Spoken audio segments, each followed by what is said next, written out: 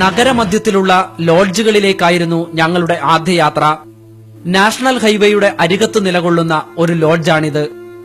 Nursing വിദ്യാർത്ഥികളടക്കമുള്ള Malayali പെൺകുട്ടികളെ ഉപയോഗിച്ച് വൻ വാണിഭം നടക്കുന്ന കേന്ദ്രമാണ് ഈ ലോഡ്ജ് എന്നറിഞ്ഞ ഞങ്ങൾ ആവശ്യക്കാരെന്ന വ്യാജേന റിസപ്ഷനിലെത്തി. ആവശ്യം അറിയിച്ചതിനിടയിൽ മറ്റു വിവരങ്ങളും അവരിൽ നിന്ന് ഞങ്ങൾ ചോദിച്ചറിഞ്ഞു.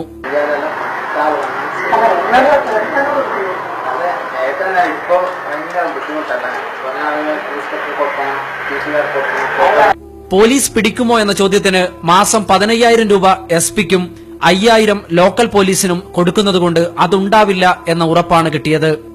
ഒരു പെൺകുട്ടിക്ക് 5,000 രൂപ മുതലാണ് ഈടാക്കുന്നതെന്നും ഞങ്ങൾ മനസ്സിലാക്കി. ഞങ്ങളുടെ ആവശ്യം മനസ്സിലാക്കിയ അവർ ഞങ്ങളെ ലോഡ്ജിനുള്ളിലേക്ക് കൂട്ടിക്കൊണ്ടുപോയി. നിരവധി റൂമുകൾക്കപ്പുറം പൂട്ടിയിട്ട നിലയിൽ കുറെ മുറികൾ. അതിലൊന്ന് അവർ തുറന്നു. അറവുമാടിനെ പോലെ ഒരു പെൺകുട്ടി.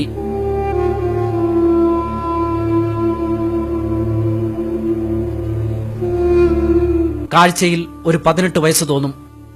അവൾ ഞങ്ങൾക്ക് മുൻപിൽ ഒരു വിൽപ്പന വസ്തു പോലെ നിൽക്കുകയാണ്. ഭയവും കുറ്റബോധവും കൊണ്ട് ശിരസ്സു കുനിച്ച്.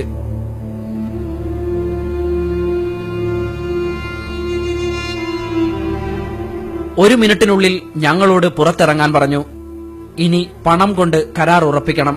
ഞങ്ങൾ പുറത്തിറങ്ങിയ ഉടൻ ആ മുറി വീണ്ടും താഴിട്ട് പൂട്ടി. വീണ്ടും കാര്യങ്ങൾ സംസാരിക്കാൻ റിസപ്ഷനിലേക്ക്.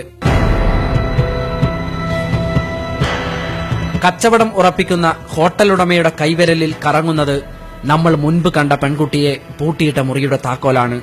അല്ല, ആ പെൺകുട്ടിയുടെ മാനത്തിന്റെ താക്കോൽ. അല്പം കഴിഞ്ഞെത്താം എന്നറിയിച്ച് ഞങ്ങൾ വേഗം പുറത്തിറങ്ങി. വീണ്ടും നഗരത്തിലെത്തി ഓട്ടോറിക്ഷ ഡ്രൈവർമാരോട് തിരക്കിയപ്പോൾ ബാംഗ്ലൂർ റൂട്ടിൽ ഹൈവേയുടെ അരികത്തായുള്ള ഡാബകളിൽ ഇത് സുലഭമാണെന്ന് ഞങ്ങൾ മനസ്സിലാക്കി. അടുത്ത യാത്ര ബാംഗ്ലൂർ ഹൈവേയിലൂടെ.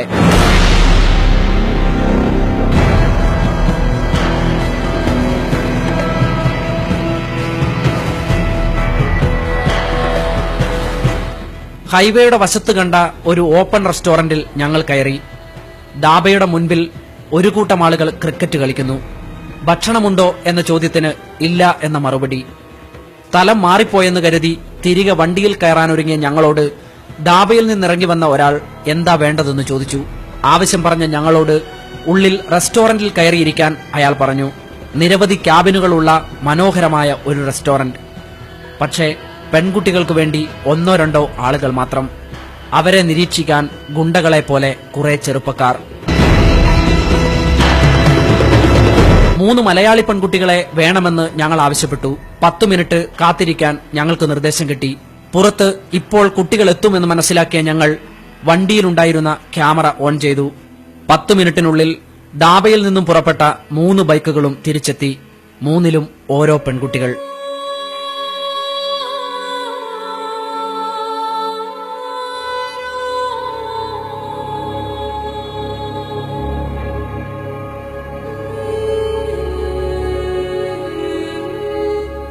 കോളേജിൽ നിന്നും ബാഗും തൂക്കി വന്ന 3 മലയാളി പെൺകുട്ടികളെയും അവർ ഞങ്ങൾക്ക് മുൻപിലേക്ക് കൊണ്ടുവന്നു.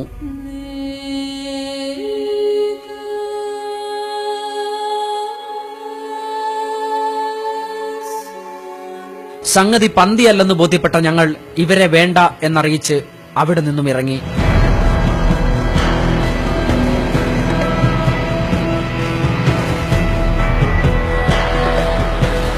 നഗരത്തിലെ മറ്റൊരു ലോഡ്ജിലും ഞങ്ങൾ പൂട്ടിയിട്ട മറ്റൊരു മലയാളി പെൺകുട്ടിയെ കണ്ടെത്തി.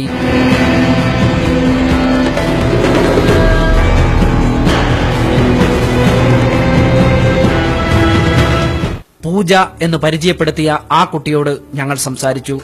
പാലക്കാട് സ്വദേശിനിയായ അവൾ കെണിയിലകപ്പെട്ടതാണെന്നും അവിടെ പൂട്ടിയിടപ്പെട്ടിട്ട് നാളുകളായെന്നും ഇനി രക്ഷപ്പെടാൻ കഴിയില്ലെന്നും നിറകണ്ണുകളോടെ ഞങ്ങളോട് പറഞ്ഞു. തിരികെ റിസപ്ഷനിലെത്തിയ ഞങ്ങൾ കണ്ടത് ഭക്തിയാദരപൂർവ്വം സന്ധ്യാജപം നടത്തുന്ന ഹോട്ടലുടമയെയാണ്. പെൺകുട്ടികളുടെ മാനം വിറ്റ് പണമുണ്ടാക്കുന്നവർ ദൈവങ്ങളോട് പറയുന്നത് എന്തായിരിക്കും? പിന്നീട് അംഗീകൃത ഗൈഡ് എന്നവകാശപ്പെട്ട ഒരാൾ മലയാളികളായ കോളേജ് വിദ്യാർത്ഥിനികളെ സംഘടിപ്പിച്ചു തരാമെന്ന് പറഞ്ഞ് ഞങ്ങളുടെ വണ്ടിയിൽ കയറി. ഞങ്ങളുടെ നീക്കത്തിൽ സംശയം തോന്നിയ അയാൾ യാത്രക്കിടയിൽ തന്ത്രപരമായി ഞങ്ങളിൽ നിന്നും ഒഴിഞ്ഞുമാറി. അന്യസംസ്ഥാനത്ത് പോലീസിന്റെ ഒത്താശയിൽ നടക്കുന്ന ഒരു ക്രൂരകൃത്യത്തിനു മുൻപിൽ ഞങ്ങൾ നിസ്സഹായരായി. മൊബൈലിലെടുത്ത ഒരു ഫോട്ടോ ഉപയോഗിച്ചാണ് മിക്കവാറും കുട്ടികളും ഇക്കൂട്ടരുടെ വലയിൽപ്പെടുന്നത്.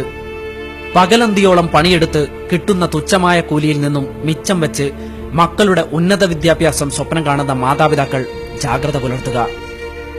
മൈസൂരിലെയും ബംഗളൂരുവിലെയും അടച്ചിട്ട ഹോട്ടൽ മുറികൾക്കുള്ളിൽ നിങ്ങളുടെ മക്കളും ഉണ്ടാകുമോ?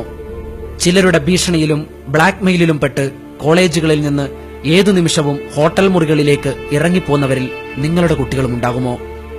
ഞങ്ങൾ കണ്ടെത്തിയവരിൽ ചതിവലയിൽ അകപ്പെട്ടവർ മാത്രമല്ല, അന്യസംസ്ഥാനത്ത് ജീവിതം ആർഭാടപൂർണമാക്കാൻ സന്തോഷത്തോടെ സെക്സ് റാക്കറ്റുകൾക്കൊപ്പം കോളേജുകളിൽ നിന്നും ഹോസ്റ്റലുകളിൽ നിന്നും ഇറങ്ങിപ്പോകുന്ന മലയാളി പെൺകുട്ടികളുമുണ്ടെന്ന തിരിച്ചറിവ് ഞങ്ങളെ അത്ഭുതപ്പെടുത്തി. Citizen journalist Sarun Thomas.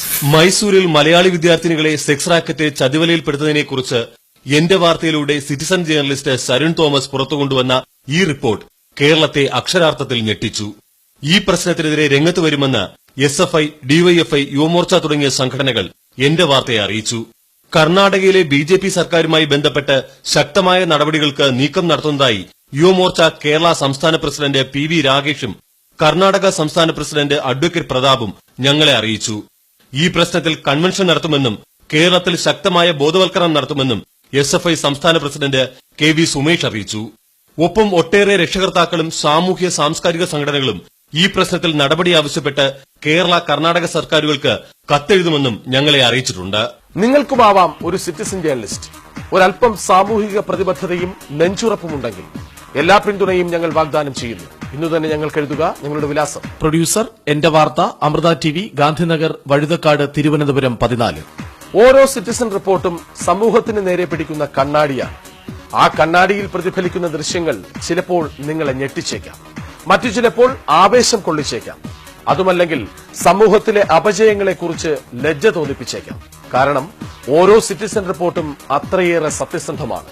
വീണ്ടും കാണാം അടുത്തയാഴ്ച ഇതേ സമയം.